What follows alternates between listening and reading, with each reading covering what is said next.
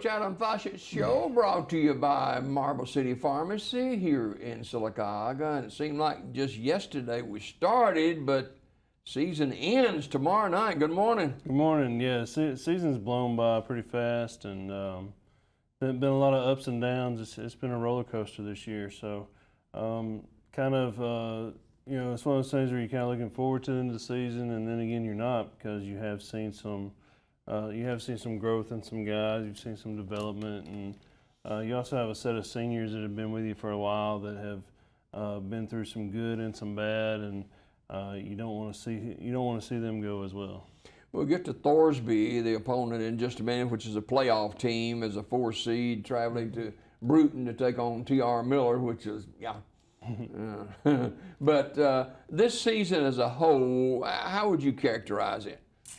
It was one of those. It's a season of humbling. Honestly, it's been a humbling season, and I think, as a coach, you see what's coming, and you kind of see how things line up. And to be honest with you, if we were able to stay 2A, we would have been a lot more competitive, just in with what we had and what we had coming back. But based on numbers, being a 3A puts us in a different in a different class altogether, literally. So, and you see that, like last week at Lee Scott, we're down 17-16 coming out of halftime, and Lee Scott comes out and goes, "Hurry up offense," and they just wear us down. Well, they have a lot more depth than we do. Were you expecting that? No, not at all. Yeah. And that was a good game plan for them at the half. That was a good change. But, at the end of it, they run off 11 guys from offense, or they run off maybe 9 guys from offense, and they run 9 guys for defense on.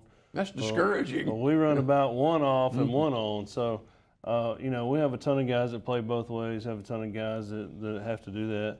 And a lot more so in the past, where in the past we probably played 5, maybe 6 guys on one side of the ball. We had the luxury, the state championship year, we had the luxury of only playing 1 offensive lineman on defense, and we were able to spot play him some just to get him some rest. And when you have that ability, you can make adjustments. You can talk to those guys about what's going on the field and things like that. So. Really hard to make adjustments when your entire offensive line or most of your offensive line is on the defensive line, when your quarterback is out there playing linebacker and stuff like that. So it changes things up a lot, but the season is something that it's something that can make or break you. And I tell the guys, you keep showing up, you keep doing what you're supposed to do. Because that's what you're supposed to do. So, how much of an effect was moving from 2 to 3A?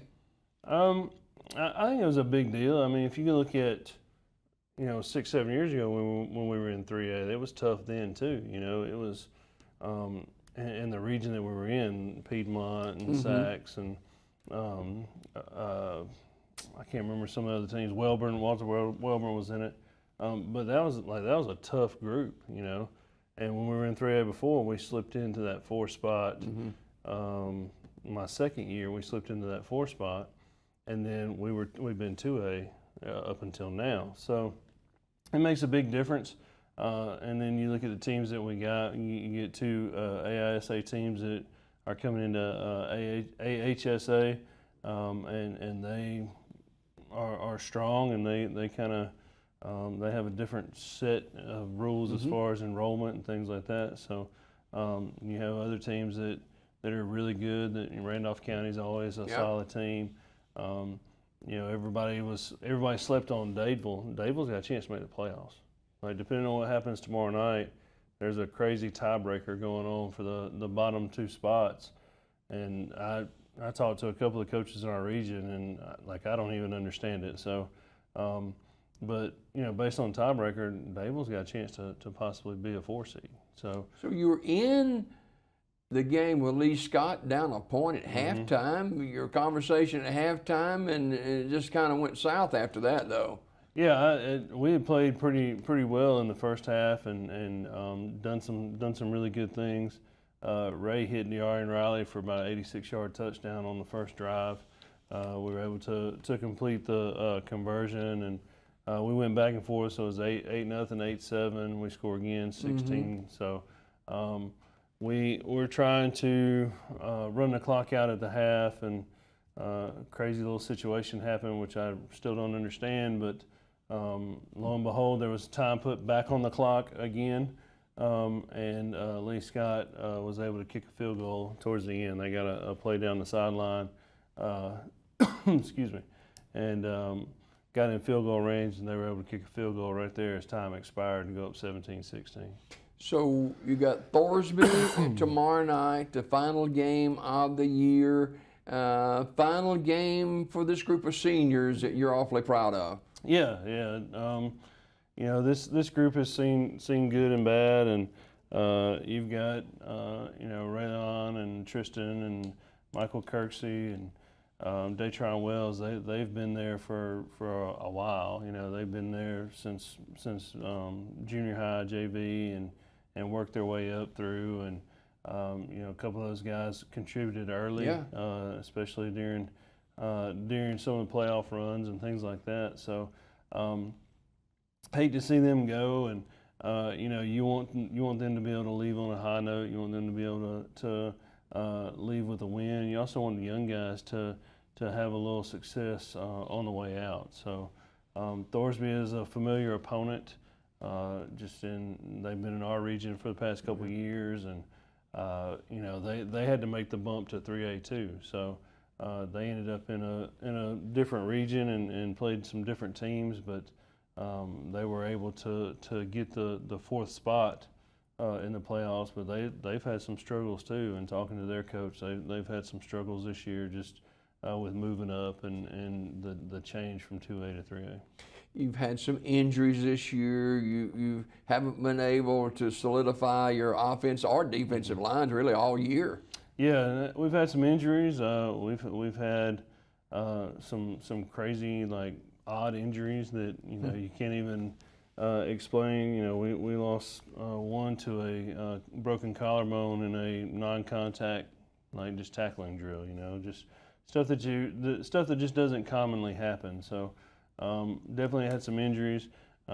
We've had some people that just didn't finish out. That the adversity was too much for. And you look at our numbers and you look at the number of guys running out of the banner on Friday night now compared to the past couple of years, there's just not as many. And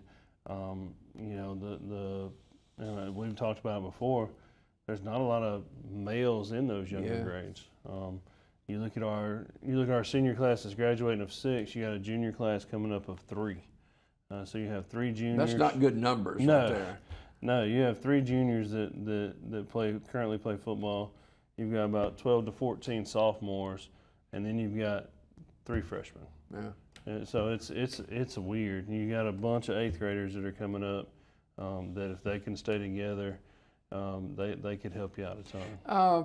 Before we go this morning, Sims has been your bell cow this year, and is there hope for him at another level, or? Yeah, so he's verbally committed now to North Alabama. Okay. So he's probably had 5 or 6 offers total, and they're still in communication with him from other schools, and he's gone on a couple of visits. I think he's going to South Alabama this weekend. So right now verbally he is to North Alabama, and just seeing his growth and seeing how he's improved has been pretty amazing, because he's always been part of the group that helped out, and he really had a breakout last year against Clark County at Clark County. That was a big win for him, a big win for us, but a big game for him. And it came down to convincing him the week of preparation that we needed him to play tight end. That's how it started. And he's like, I'll do whatever, you know. So we put him into that tight end spot, and he had to do some blocking, but it also freed him up in the passing game, and he was able to make a lot of big plays. So, but yeah, he's going to be able to play on Saturdays, and you know, you want to be able to, you want to see kids like that grow and you got some guys playing at the next level now. Yeah, so you know, you look at the guys that over the past couple of years, you know, Corey Anderson he graduated a couple of years back. Corey Anderson's a captain at Huntington, playing D-line there. His team voted him as a captain. You know, you got true freshmen. Kamor Harris and Chris Wilson. Kamor's at Memphis, and I think he's going to end up redshirting, but he's you know, he's loving life up there from everything I've heard from him.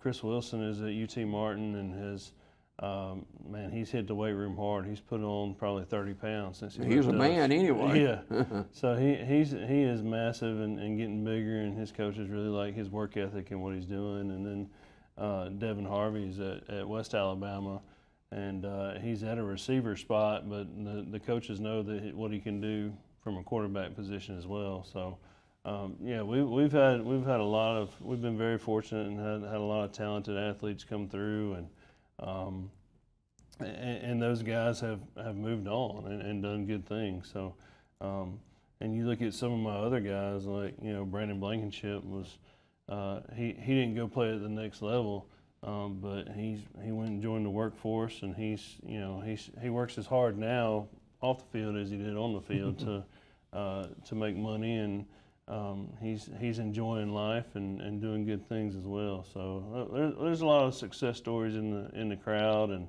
I see those guys periodically, and see guys that have played. I've seen guys that played when I first got here, and they still talk about the football times, yeah. And I think that's what people tend to forget, is that, you know, it's still like, this is still all about the memories that are made and things like that. Yep. You know, I remember certain things from high school. I remember certain things from college. I remember just different memories, and this is about memories being made and building relationships. Yeah, building relationships and learning tough times. You know, it's it would be easy just to not show up. You know, it's like this. You know, somebody's out there going, why does he keep coming? They've won 2 ball games. Well, it's my program and my team. I'm going to keep showing up. I'm going to keep answering questions. I'm going to keep plugging my guys and encouraging them. And there are people out there that are you know, ride or die fans that want to know what's going on. So we appreciate them. We appreciate them showing up, and we'll just you know, we're going to keep getting after it. And when this is over Friday, we'll reassess and get ready for off season. Final game tomorrow night, Thorsby at the stadium. Kick is at 7 o'clock. Coach Adam Fossett. We'll do it one more week next week with Coach Fossett. Until then, we'll take another break, and brought to you by Marble City Pharmacy, the Coach Adam Fossett Show.